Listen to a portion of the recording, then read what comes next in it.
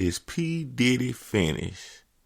Do y'all think that P. Diddy career is over with since all these motherfucking allegations and stories that came out? Because, there's certain things that you can do in life where you can have a comeback, right? Where people can excuse the mistakes that you make. And then it's just some shit you do in life. Well, ain't no coming back from. And when you the type of person that done been discovered to be evil, sexually, and, like to abuse your power against people just because you can do it, people don't really want you to come back from that. And it's understandable because people are willing to, excuse people and, accept people's apologies when they do something that's not unmorally right. When you just done something where it was a time and a chapter in your life. But when people can see that you wicked, you got deranged thoughts about yourself as a human. Deep down, no matter how successful you is, you still a fucked up person. People don't like that.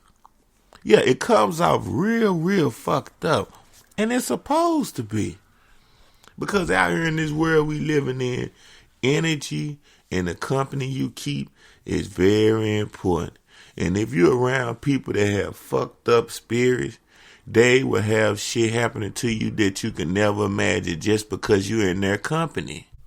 Let me give you several examples to break that down for you. Say that you are very close to a stockbroker.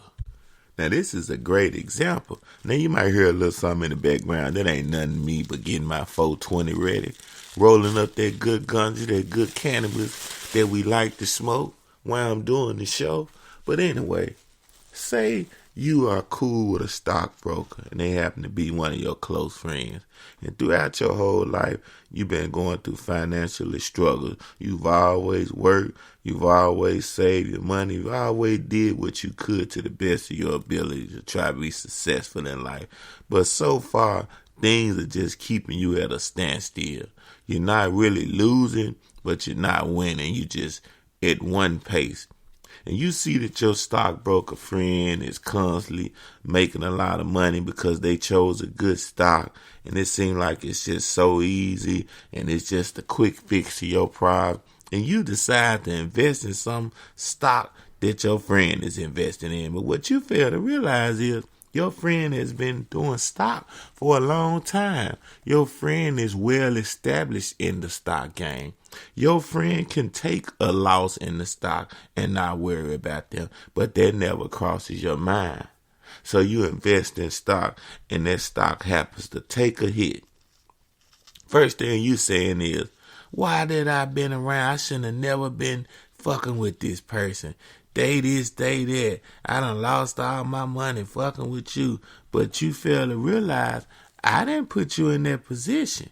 You are watching the moves I'm making, and what it did was influence you, and you didn't even do your homework to realize that I take losses in stock, but I also win. That's why I can stay in the stock. The stock game is not for somebody to take all the money that they got to their name and invest, because if you lose, you can't accept it.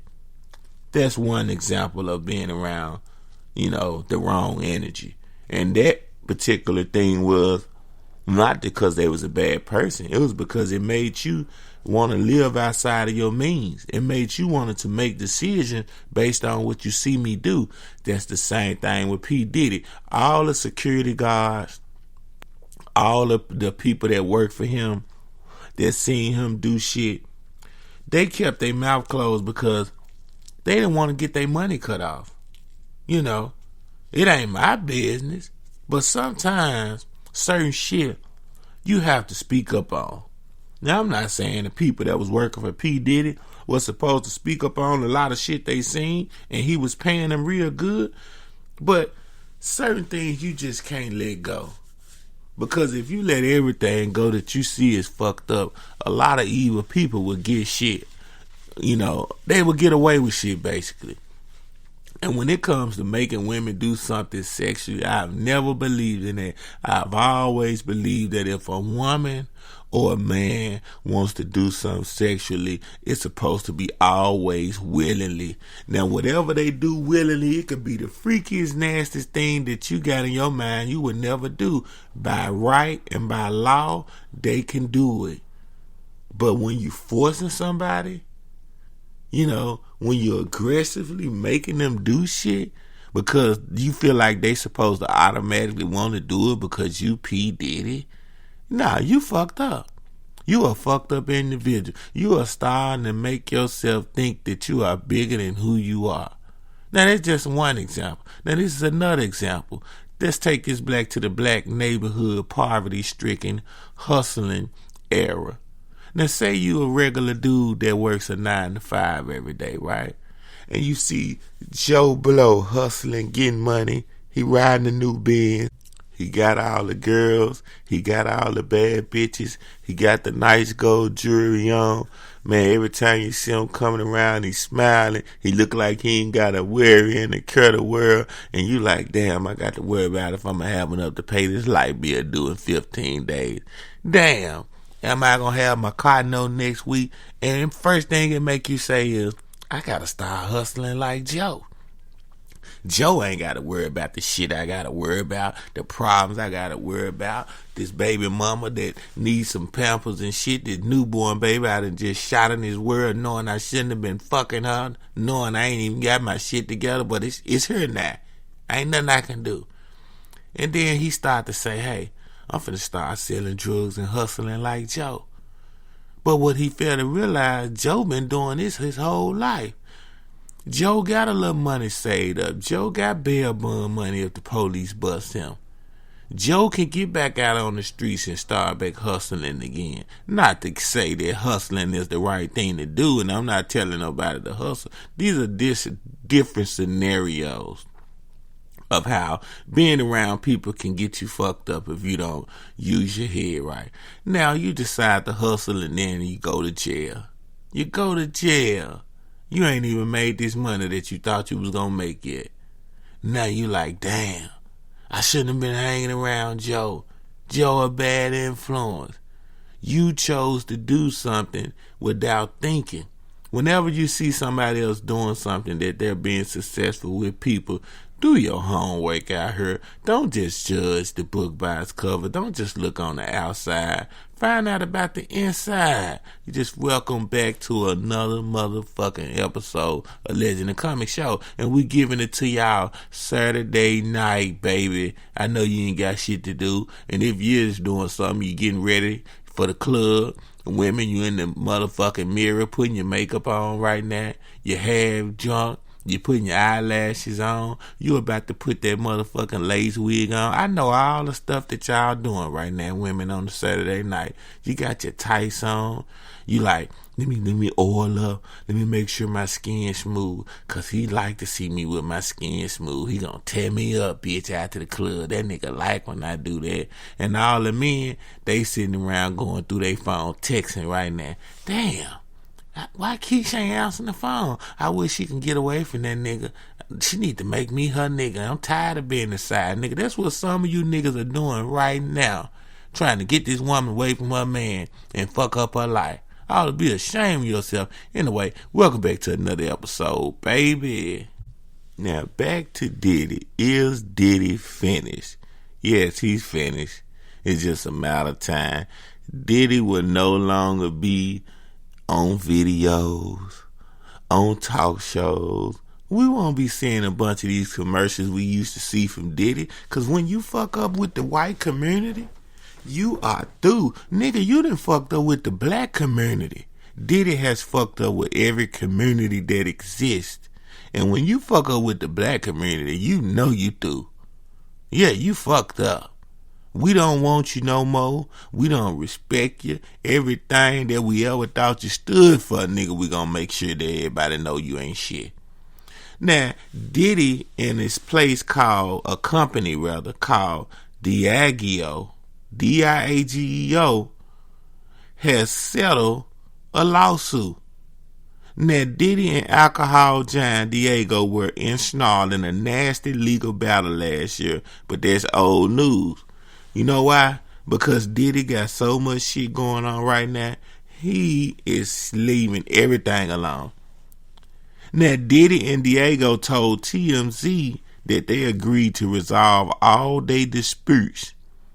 And P. Diddy, Mr. Cone, has withdrawn all of his allegations and will voluntarily dismiss his lawsuits against Diego with prejudice.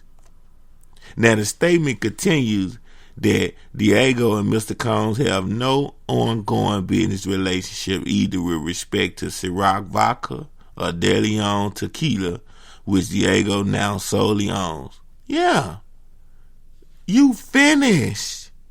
This the only thing that P. Diddy can do if he got any type of sense, right? Anybody that he done gave money to open up businesses and anybody he's in partnership with, if they got any type of sympathy for him, he can kind of tell them, look, act like we no longer partners. I'm going to put my percentage of my partnership in somebody else's name so I can keep getting paid. Because other than that, sponsors are going to drop any company that they think P. Diddy tied to. They don't want this sick ass nigga tied to nothing that they selling because it's going to hurt your sales. Now, the Bad Boy music mogul sued the company last year, accusing them of racism for allegedly neglecting his tequila line. Yeah, he claimed that they put his booze on the back burner and alleged there were racist intentions behind it. Now, they denied that, right? But it don't matter. Right now, anything P. Diddy was trying to do is over with. It's shut down. Nigga, you are finished. And like I said, when you look at all them old videos and you seen the way Diddy used to ask the black rappers to come to his parties and the way he used to say to me, I want to party with you. Man, that shit was obvious as hell. Niggas just used to be quiet and niggas didn't say nothing because niggas scared like they was going to fuck up their money. And to me, that is crazy because these were niggas that were already rich.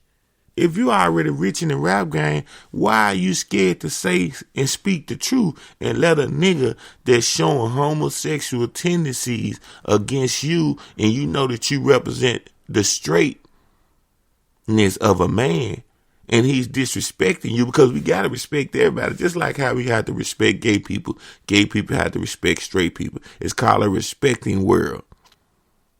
You niggas wouldn't say nothing. They was letting P. Diddy smack him on the ass.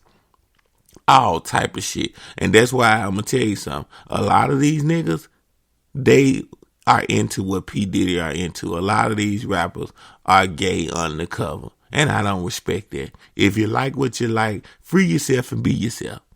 You don't have to hide it, divide it. Let it out.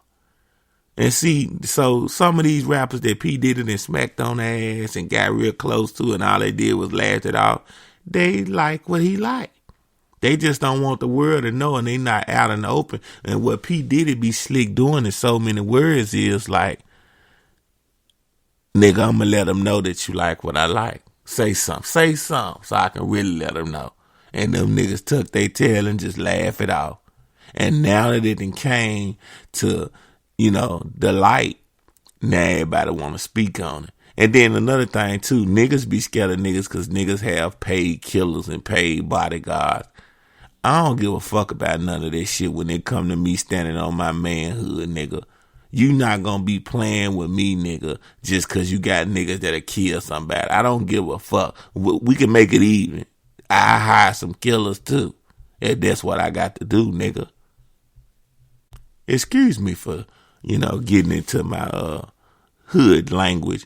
Y'all know I can talk both ways, professionally, classy, ghetto, street, whatever it takes. But some shit just really irks me why I got to get down to the nitty gritty and just say it like it is, people, because motherfuckers are losing their mind out here.